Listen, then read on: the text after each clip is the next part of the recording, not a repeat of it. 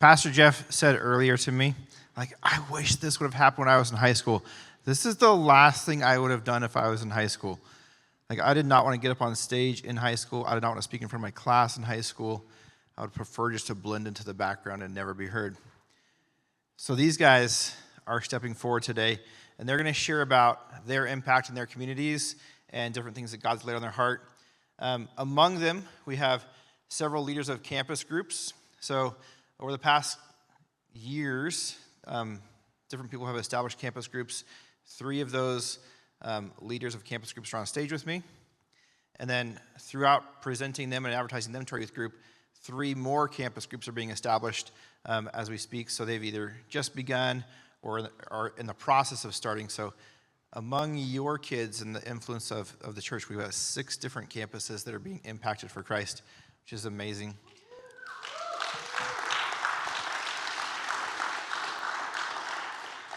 These guys are also going to talk about influences they have at their home, at their workplace, and just other things that God is laying on their heart about how to impact your community, with a challenge for us of how can we can impact our communities. So I'm going to give it off to Cash to start us.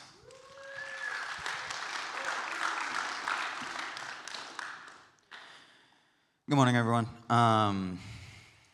So the whole goal of the entire speeches is to share how we as a community can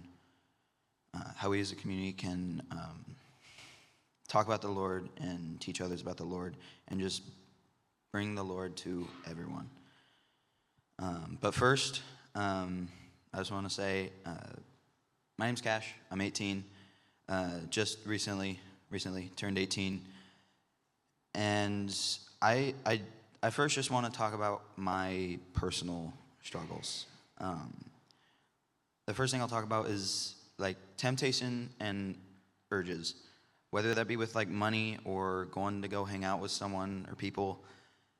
I've always had problem with like keeping my money. It's like when I get paid, I see money in my wallet or see money in my bank account, and I'm like, I should go spend it. And it's like, it makes me happy in that moment, but it's just for that moment. Whether it's something dumb like I buy something in a video game, like it doesn't have any value.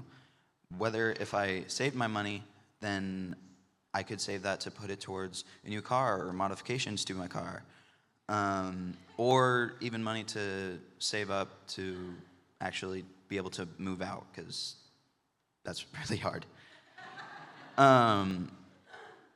Also, just want to say how throughout my life personally, it's been really, really hard just to say no in general.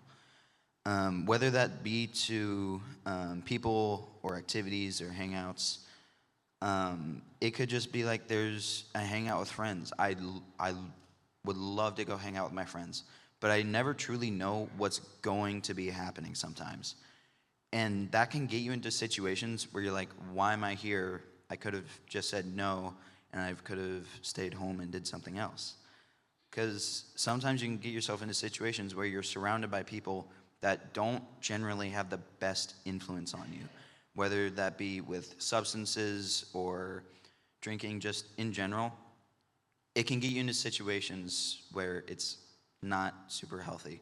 There's been a couple times where I'm at a place and I just got in my car and I just went back home. And the entire ride home, it was just like silent. I was like, what am I doing? And I was just thinking in my head, and it's hard.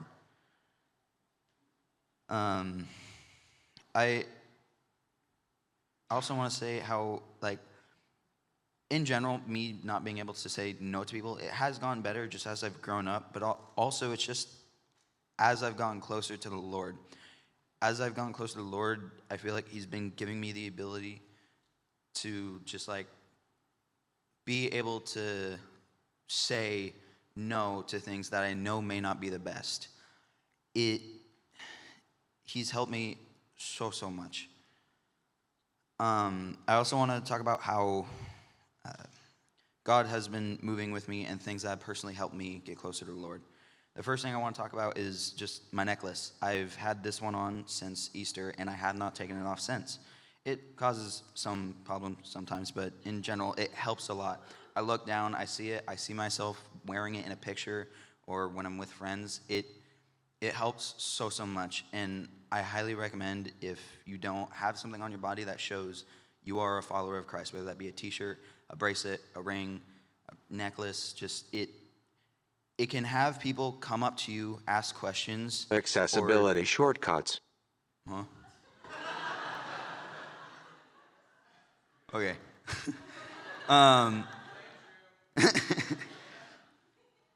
It can. So I'm off track now. Okay.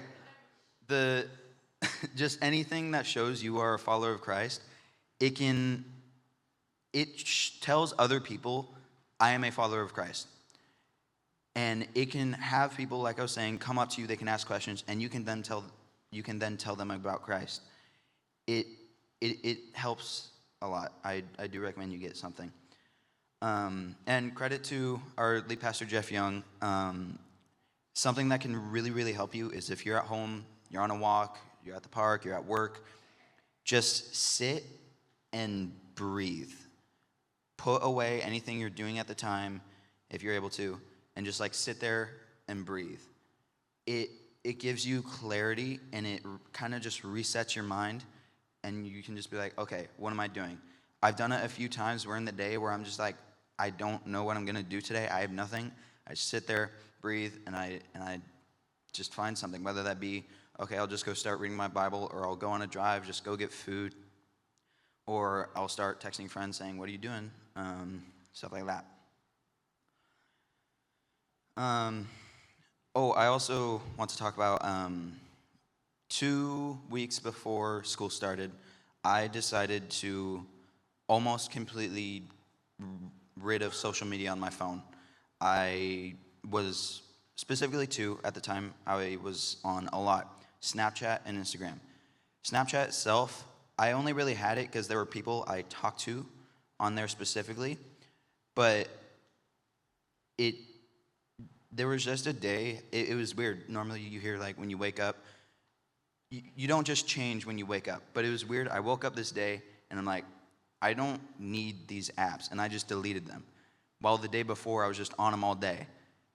I haven't installed them since, and it has been so nice. It has removed so much bad from my life.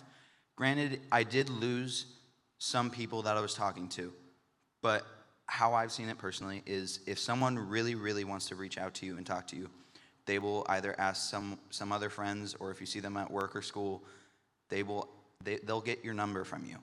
But if they don't truly want to talk to you, then they won't reach out to you. But if they want to, they'll find a way to get your number. I also want to talk about how surrounding yourself with the right people, it's a very big thing. There's still people in my life that I do personally believe that they may not be the best influences, but I care about those people so much, and we've gone through so much together. It's hard to kind of not get rid of them. You don't have to fully get rid of someone, but you can take yourself out of the spots that might influence you. But something that's even better is if you got them and you brought them to church, or if you started just preaching the Lord to them, whether they already know the Lord or if they don't, just telling them about the Lord, it can change their life. The Lord can do so much for them, and it can help them get out of those tough spots, whether they're going through depression or they're taking substances, anything. The Lord can help them get through so much. Next, I want to talk about how the Lord is always with us. I have a verse from John 14, 16 through 18. And Jesus says, "And I will ask the Father, and he will give you another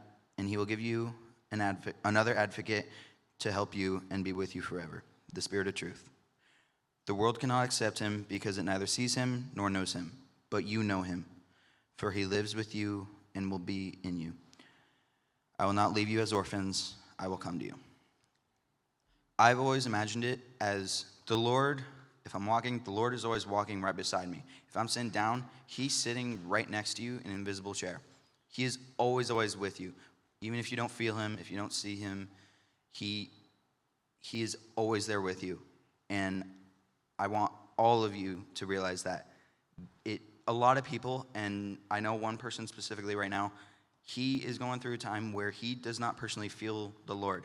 But I have talked to him so much, and I've told him, the Lord is with you. You may not feel him right now. You know you have before. The Lord is with you, and he always will be, no matter what you may be thinking. To repeat the verse for some people that may take notes, it was John 14, 16, 18, which was the NIV version of the Bible that I read. By the way, I would like to say, if you don't take notes, it is very, very valuable. Even if you don't look back at the notes, just writing it as you're hearing it, it helps absorb it better, at least for me.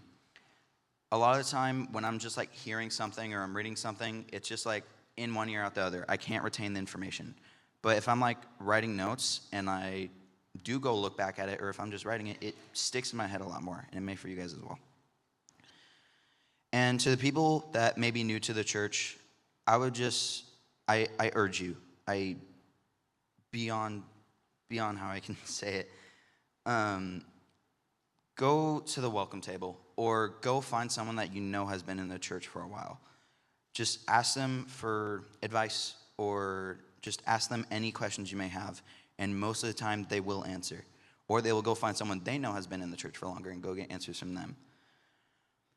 Another thing you can do if you're new is the chair in front of you, there should be a Bible under it. Take it home and just start reading. It doesn't matter where.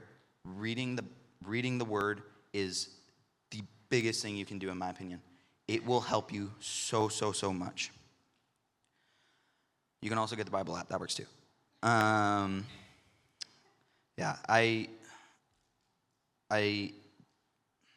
Lord is with us, and the Lord is moving throughout Chico and the cities by. The Lord is great. Just thank you for listening. Next is Maddie. Hi guys, how are we doing? We good? Well, thanks for being here. I am really happy to be able to talk to you guys this morning. If you don't know me, my name is Maddie. I'm a senior at CORE this year, and I am one of our leaders at our Bible club on campus. We normally have around 10 to 20 kids depending on the time of year, and if you don't know, our school is pretty small, so that's pretty decent for our amount of kids on campus.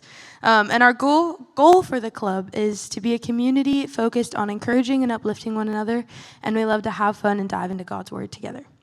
My kind of theme for my message today is the youth reaching the youth. I believe that it is most important thing for us as the kids of this time to not only be the learners, but the teachers also. We should be sharing as much as we are learning, and Lana likes to say that there is no such thing as a kid Holy Spirit. We are just as able to hear from God and be used by God as any other generation before us. God's plan for our lives doesn't start after we graduate. 1 Timothy 4:11 through 16 is the passage that I'll be talking about today, and it says this: "Command and teach these things. Let no one despise you for your youth, but set the believers an example in speech and conduct, in love, in faith, and purity. Until I come, devote yourselves to the public reading of Scripture, to exhortation, and to teaching. Do not neglect the gift you have, which was given to you by prophecy when the council of elders laid their hands on you. Practice these things, immerse yourself in them, so that all may see your progress. Keep a close watch on yourself and on the teaching. Persist in this, for by so doing you will save both yourself and your hearers." Timothy was an apprentice of Paul. He went on 2 missionary journeys with Paul, which is where we get 1st and 2nd Timothy. These books are Paul's step-by-step showing and helping Timothy gain the knowledge and confidence to lead the church of Ephesus. He saw firsthand what it looked like to have God lead someone's life. It's known that Timothy was about 15 when he joined Paul in ministry, and he was anywhere from 30 to 35 when Paul wrote these letters to Timothy as he began his leadership in Ephesus. So Timothy had a solid 15 to 20 years of watching and listening to Paul and the workings that God was doing through Paul. I love that Paul is encouraging Timothy in this passage. He was reminding Timothy that his youth is an advantage and that God can use everything in his plan.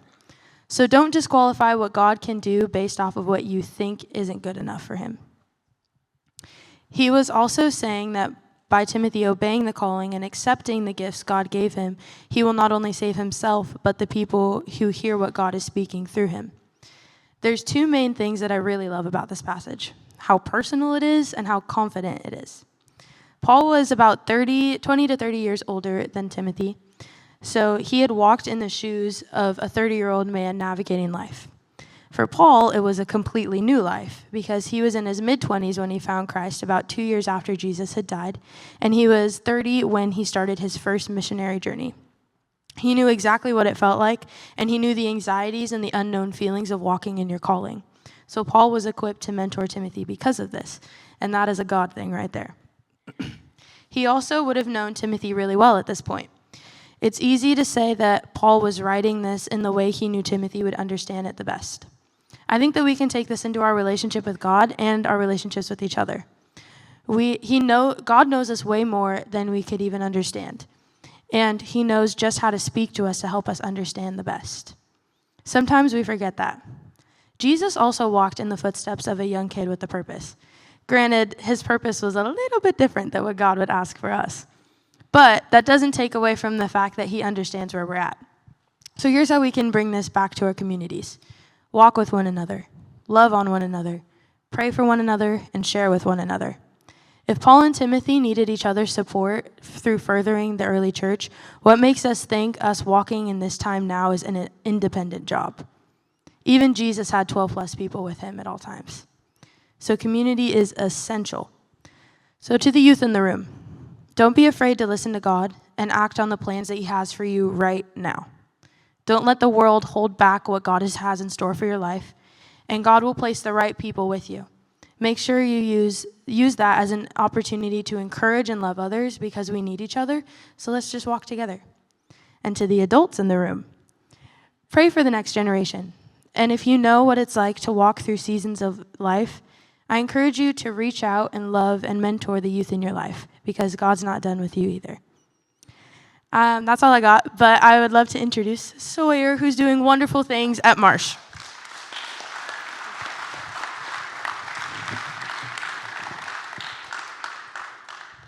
Good morning, everybody. I'm Sawyer, and I help run the Christian Club at Marsh Junior High. So at Marsh, we have a Christian club we call it DIG. It stands for Deeper into God. And I joined the Christian club in 7th grade, second semester, when there was about 5 kids. They sat around a table. They watched Try Not to Laugh videos on YouTube because they didn't care what they did. It was just the classroom to eat it. So this year, we've almost tripled the amount of kids. We have about somewhere from 10 to 15 every week. And we actually have meaningful discussions about different things. One of my favorite discussions we've done so far this year was we did a presentation about the miracles of Jesus, and we talked about the different miracles God has done in our own lives. For example, there have been many times in our lives where we have asked God for a big thing, which without him would not be possible, but he's been there and provided for when we needed him. The community aspect of the club is something I look forward to every week. Ecclesiastes 4:9-10 says, two are better than one, because they have a better return for the labor. If either of them falls down, one can help the other up. But pity anyone who falls alone and has no one to help them up. I like this verse because it reminds me of the importance of community. Having friends to meet with every week where we can talk about everything from our struggles with school to our hopes and dreams in a safe space where we can be ourselves without any judgment is really important for the life of a teenager. Hearing how others overcome their challenges really inspires us to keep going, especially when things can get tough. Most of the kids that come to club are already Christians, but many do invite their friends, so there are always kids popping in and out who do not have a personal relationship with Jesus. Spearheading the club is just one simple way that getting involved in our community can look. I don't do anything amazing, but I care about my friends and want them to know Jesus. They are willing to come to the club and learn even one little thing about him. You never know where that little thing can end up leading them. As a church, we would love for you to pray for a few things specifically. First, our advisor from last year is unable to lead the 7th and 8th graders this year because he has a teacher and a lunch. He was a popular teacher, and a lot of kids liked coming to the club because he was a positive mentor for them. I had to scramble to find a teacher that would allow us to use their classroom. And we did find one who loves to have us in there for the club. But if you could pray for an adult to step up that would like to share their faith and their classroom, that would be great. Second, we would love to have more kids step up that could take over the spot of leading it for next year. And lastly, the club is a lot more full when kids hear that food is involved.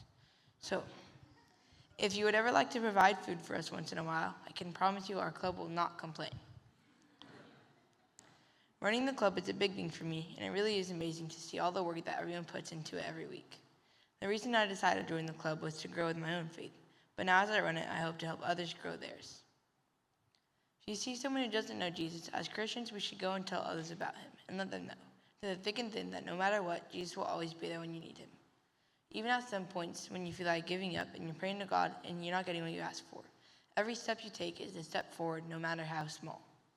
So you can't give up. As a Christian, we should go out there to our communities and share about Jesus to people who may not know him. You ask God for discipleship to go out there and preach. He won't just give it to you. He can give you the opportunity and the path to discipleship. But in order to get there, you have to follow that path. Sharing to your community might seem confusing, and you might not know where to start. But all it takes is one small step to make a big leap. Whether you're in school and you want to create a Christian club, even if it starts small, it really can have a big impact on someone's life.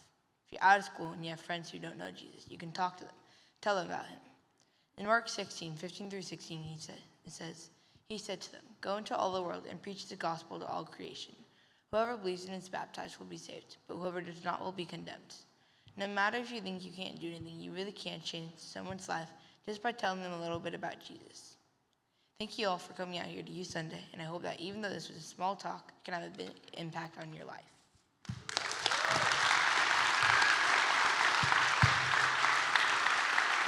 Please welcome up Brody.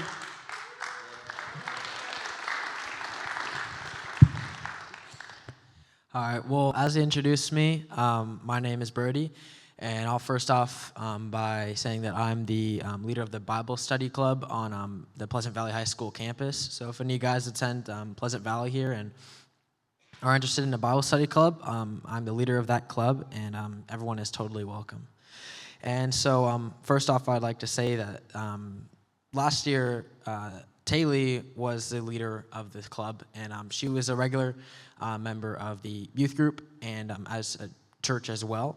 And so there was a form that she wanted us to fill out if you're interested in being a leader for the next year. And I kind of felt like called to fill out that application, and I filled it out, and I'm the leader now. So it was amazing. I mean, obviously understanding that I'm going to be leading a club the next year was a lot to handle.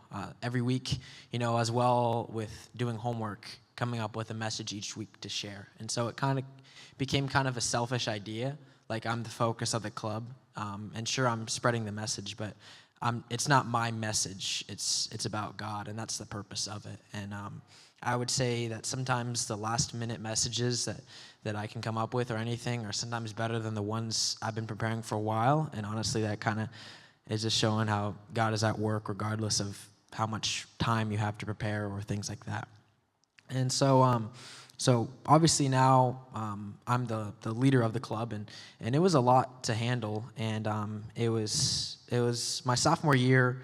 I'm a senior now, for reference. My sophomore year of high school, I had the opportunity to go to the club, and just at that time, hearing it in the school announcements every morning kind of always reminded me that it was there, but I was too scared to go. So my whole sophomore year, I never went to the club. I was scared of what people would think of me, and it probably wasn't the best idea. And to tie into that with a verse is actually Hebrews chapter 12, verse 6. And give me 1 second, because I might need to pull that on my phone. Give me 1 second. I'll just pull it up on my phone. I think I have it. I have a lot of sticky notes in my Bible, so it's very hard to find any bookmark in here. So usually I can only use the one at the bottom. So Hebrews is, my apologies, guys. For the Lord disciplines those he loves, and he punishes each one he accepts as his child. Okay, well, you guys can see it now. So for that verse, reading that in the Bible kind of humbled me a little bit. Like the next years, he disciplined me and corrected me. And that kind of feeling of how I felt, like knowing that I could have done more but didn't. I could have been involved, but I was too scared. That verse that he disciplined me and he kind of gave me that thought and that conviction really influenced the next year, really be involved my entire junior year and to be in the position of leading. So talking about the club, we have about 85 total members in the Google Classroom. I don't know an actual number of how many people show up to the meetings. I will say it's a full class, and we always need extra chairs to fill it up. And so I would say that's a blessing to have, but that's not the main point. Really, if there's one or two people there, I would still be just as blessed. And actually tie into that, I will use Matthew chapter 18, verse 20, and I'll just immediately go to that. So that way it will... it's there. Okay. So for where 2 or 3 are gathered in my name, there I am among them. And so that verse always just reminds me of, regardless of if I have a group of people to share with or I just have one person to share with, it's the same Holy Spirit working through us, and it's the same message to preach.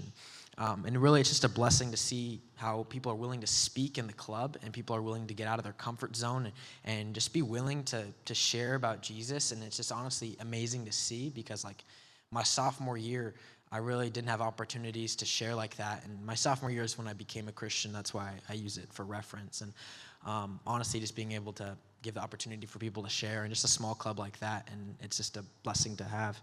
And so he's used my love for public speaking into the club, and it's just put me in a leadership position, and that's just such a blessing. So what can the church do for this club could be the question is asking. So definitely I'd recommend praying for us. Prayer is always, I'll always be thankful for prayer. We're going to make boxes and possibly place them around the church, and just ideas for the Bible study clubs. And so if you guys have an envelope and you guys have an idea that you might be placed on your heart to share, just leave it in the box, and that could be an idea to lead on the Bible study club campus for that. And just definitely help us out with food drives. We definitely want to help out like other clubs do, and whether that be cleanups or helping out in shelters or just food drives in the club. Honestly, I would really love to do that. So if you guys are willing to share as well, that would be amazing. And actually, I want to talk about one member of the club, and she's not here today, but she did leave me a paper with what she is willing to say. And so she's a leader, she's another leader in this club, and I don't know, I'm the head leader, but at the same time, we kind of all have the same position. If anyone ever is willing to share, I'll always give them room to. I'm not going to say that I have more power than anyone else. It's all for God. So she starts by saying, it all starts with my foundational reason of why I started coming to Bible Study Club. When she wasn't saved for Jesus, she said she might have had somnophobia, which is the fear of falling asleep. She said for 9 years she had these intrusive thoughts of very dark or grotesque faces and would never think to imagine them. They were like a horror movie to her. And she would see in her nightmares of dark spirits and have nightmares of being tortured, and they just weren't real, but they haunted her. And it got to the point where she couldn't even turn the lights off when she went to bed. And she had to sleep with light in her room, otherwise she wouldn't be able to sleep for a while. And that actually relates to my testimony in a sense of basically of how I was saved, is because I remember having those same feelings. And I didn't suffer from that but this one night I was having trouble going to sleep, and I just had dark images in my mind, and the light of Jesus just popped up into my life. And I had never been familiar with Jesus my entire life. I knew about him as much as Christmas, or as much as a person might know him from a figure of history. And really just the light of Jesus influenced my life to the point that it wasn't even I was dreaming of it. It was it was true. And I wasn't asleep either. It was the light of Jesus was truly with me. And from that moment on, I've accepted Jesus into my life. And so actually her thing is the same. So she was in her bed one night having a terrible episode, and she was tired of fighting this. And so she prayed to God that she just wanted him and only him. and she didn't want to be subjected to any more mental torture. And so in that moment, she felt the presence of the Holy Spirit for the first time. She said that it was a peace that she had never known, so encompassing that she was wondering how she could even feel the sheerness of its power. And she said a voice that was not her own started to whisper in her head, and she knew it was God. And he told her, "You don't have to bear this burden anymore. I will fight for you. You're going to be okay." And from that moment, those grotesque faces and dreams I've never visited it again, because Jesus has claimed her as his, and she strives for God's love. So if we can get an amen for that, right, guys? And she said last year she started going to the Bible study club and actually loves it. And she just feels a sense of community growing in the club, and that everyone feels so much more engaged, and it's just a blessing to have this club and be able to share God's love to the community. Thank you, guys. I'll pass it over to Emily over here.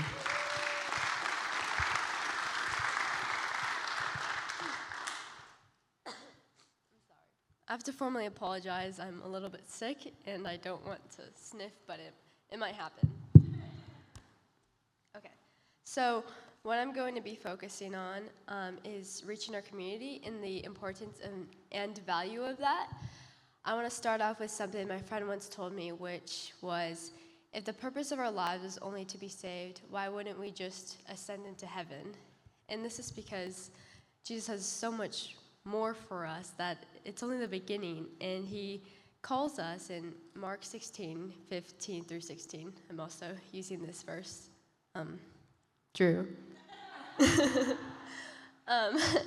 It says, he said to them, "Go into all the world and preach the gospel to all creation. Whoever believes and is baptized will be saved, but whoever does not believe will be condemned."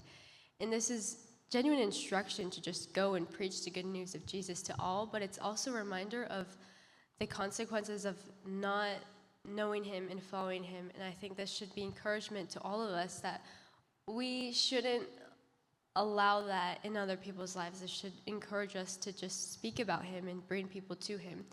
And what this requires is leaning on God and being open about our faith. And this puts a lot of importance as to how we treat others and how we act as representatives of Christ. And with being open about our faith, an example was on one night for me where I was a little emotional and going through something. A person very close to me brought up the topic of my faith and how she sees it and is almost jealous that she isn't willing to seek God herself. And from there, I encouraged and I continue to pray for her. But it takes time, and it is the job of God to bring people to him. But I want to bring up a verse, which was Matthew 5:14 through 16, that says, "You are the light of the world. A town on a hill cannot be hidden. Neither do people light a lamp and put it under a bowl. Instead, they put it on its stand, and it gives light to everyone in the house. In the same way, let your light shine before others, that they may see your good deeds and glorify your Father in heaven." So the light is Jesus, and he causes us to be the light of the world because we know him and we have a relationship with him. And I think that is something that should be put on display and not hidden with a bowl, or just hidden because it prevents people from seeing that light. And it says so that it gives light to everyone in the house, but this is also a very dark world, and the light in us can go beyond just our household, but just the people around us. So it's very important to be open about our faith. And when this person said this to me, it had me thinking, what did she see? When I started following Christ, I was pretty open about giving up worldly things that I'd struggle with. Something that I was open about was changing my music taste, I guess. Like, I listened to very secular music, and I was very open about listening to worship and just allowing people to hear that too, because it's great to hear worship music. And also just being open about reading my Bible and attending church, because this sparks conversation, but also encouragement for people who might not want to give up things. And if they see you doing it, it kind of gives them a hope that they can too. Also things that are gossiping, that has a much bigger effect that people may realize. And I just want to highlight that our actions, words, behaviors must reflect Christ so that when we are given the opportunity to share about him, we aren't untrustworthy, that we can be someone that our word has meaning. And Ephesians 4:29 says, "Do not let any unwholesome talk come out of your mouths, but only what is helpful for building others up according to their needs, that it may benefit those who listen."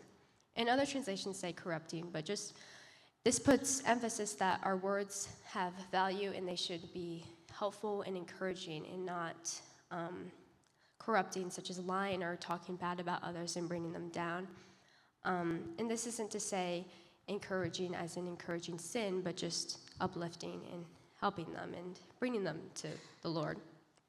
And a great ways to bring people to Christ is the workplace or school, because we spend a lot of time there. It's full of people who need Jesus, and we have personal connections with these people. They're not simply strangers, so it's much easier for them to listen to you. And I want to say a personal example of how God brought me to him. It included a good friend of mine now.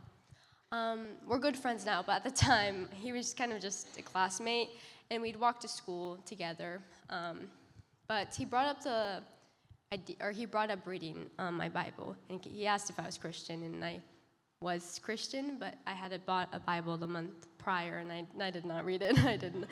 That was a big struggle, and I didn't want to, but instead of judging me, he encouraged me, and I think those are two very important things. And he also didn't point out my sins at the time in an antagonizing way. He allowed God to be the one to convict me and bring me change, because if we're just pointing out the things that people do wrong, it's not really going to want them to stop. It's just, it can make them feel bad or make them not want to be around you. But another verse I want to point out is John 15:16-17, where Jesus says, "You did not choose me, but I chose you and appointed you so that you might go and bear fruit that will last, so that whatever you ask in my name, the Father will give you. This is my command, to love each other." So bearing fruit can mean many things, but one thing is like bearing fruit as in believers and just bringing people to him. But it also mentions that whatever we ask in the name of the Father, he will give us. And I would recommend praying that the Lord brings you opportunities to share about him, but also focusing on representing him through our actions and love for others, which he has commanded us to do. And that is all. Thank you.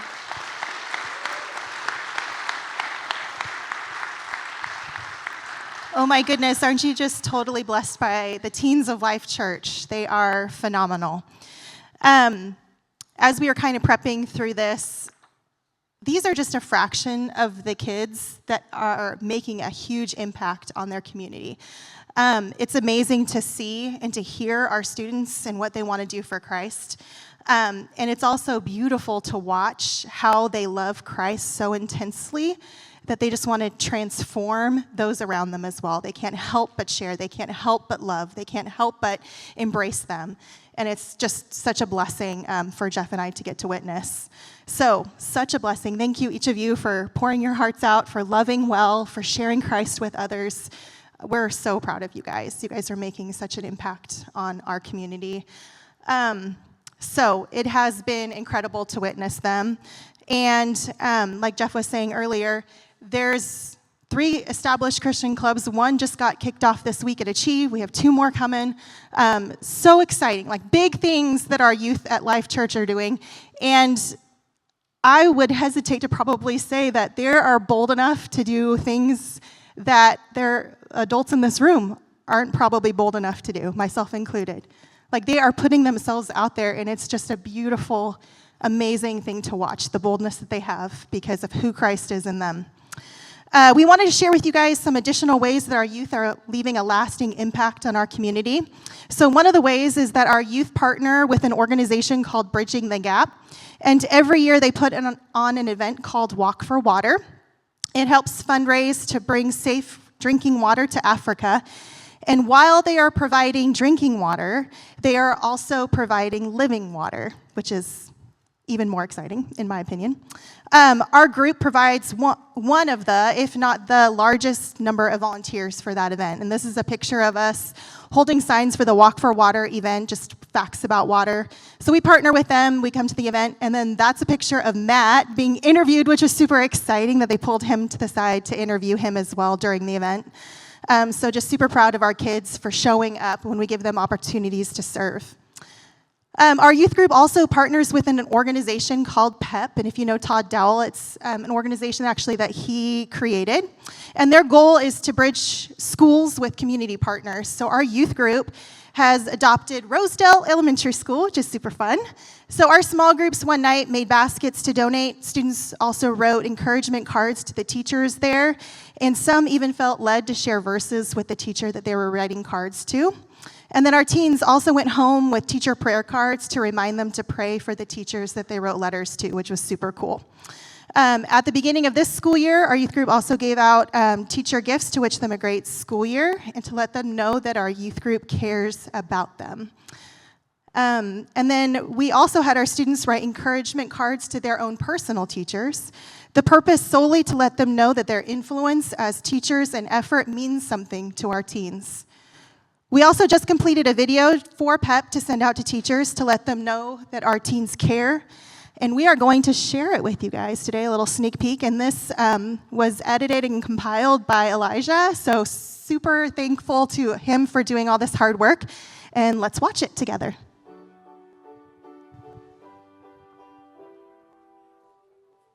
I had a Spanish teacher who really cared about me enough to get to know me, and that made me feel special even though I was one out of like 300 kids. We both had a teacher that went to our volleyball game, and it made us feel like she cared about us outside the classroom. I had a 6th grade science teacher who always made me feel included even though I was the shy kid. I had a history teacher who really made school fun, made me want to go every day, just like a good time overall. I had a teacher who taught me in leadership and helped grow me in my faith. I had a teacher that taught me that my actions have consequences on others. We had a teacher who always came to our sporting events. And it made us feel that she actually cared. I had a teacher from Marsh, and she brought me in, and I thought it was very thoughtful and helpful. I had a teacher in 2nd grade that really gave me a competitive spirit. I have a history teacher who I know I can talk to if there's something I need to talk about that's important. I had a math teacher who made learning math way more fun by having more hands-on experiences. A teacher that gave me a positive influence on my life was my 6th grade English teacher because she never wanted me to give up and she was really nice. My favorite teacher was my 5th grade teacher because she got me into reading books. My biology teacher and my physics teacher, they're both the same person, but she showed me how to actually have fun while doing work and stuff. I'm very thankful for my former math teacher. He was very helpful when I needed it, and when I came in for extra help to pass his classes and get A's, he helped me a lot every single lunch when I needed to get through the class, so I thank him. I'm thankful for Heroes teacher that I got to mentor last year in a 2nd grade classroom to understand what a 2nd grade classroom was like, because it was really fun hanging out with those kids and her.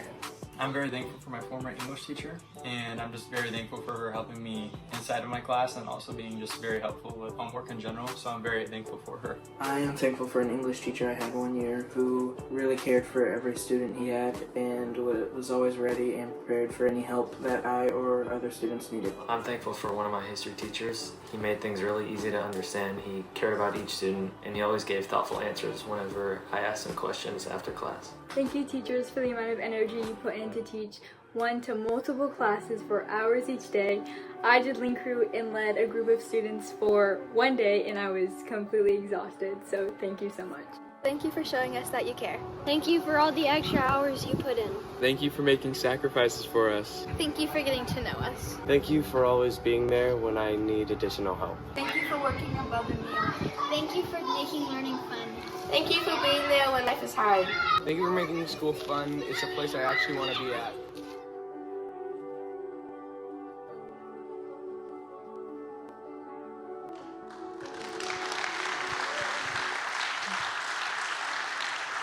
So cute. So why, right? Why do we do these things? Yes, they are good things to do. They are kind, they are meaningful, but we aren't just doing them to be nice and kind. We are doing them to show others the love of Jesus. We are providing opportunities for our teens to show Christ through their actions by doing little intentional things that show others that they matter, that we care about them, and that we notice them. Our teaching in youth has gone back to the basics of Christianity, focusing on loving God and learning about who He is and how to be a Christ follower.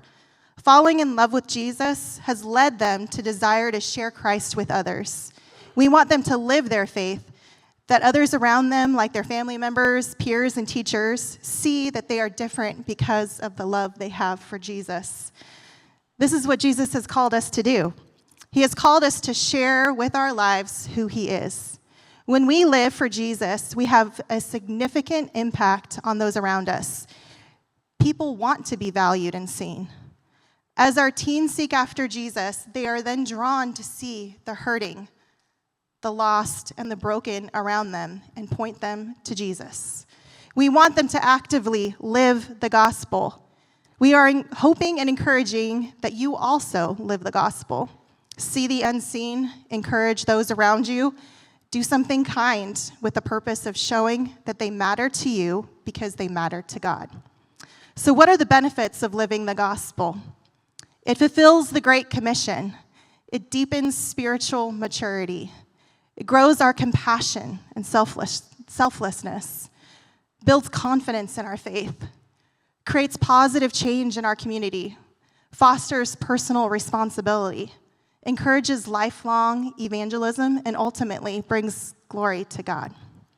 We hope that you guys have been inspired by our teens today and will find a few new ways to creatively show those around you who Christ is in you. So let's go be generous, be intentional, and be God's hand extended to our community. We're going to close in prayer, but as always, we're going to have our prayer team up here. If you would like additional prayer, please come up. We would love to pray for you guys. All right, so let's bow our heads, and after that, we will be dismissed. Dear Heavenly Father, God, we just thank you so much for what you're doing in our teens' lives here at Life Church. We thank you that they, first of all, are falling in love with you, that they are serving you, that they are seeking you. And through that, God, that you have given them such a deep desire to love others, that they are going out in boldness and sharing your name, sharing the faith that they believe in to their community. We thank you that they are in these influential places, not ashamed of their faith, but boldly are stepping out and loving others well. I just ask that in this room, God, we would just be encouraged by our teens, that we would be inspired to go out and follow their example. We ask these things in Jesus' holy name, amen. All right, you guys, be blessed as you leave here today. Don't forget, if you need prayer, please come on up. We would be honored to pray for you. Have a good day.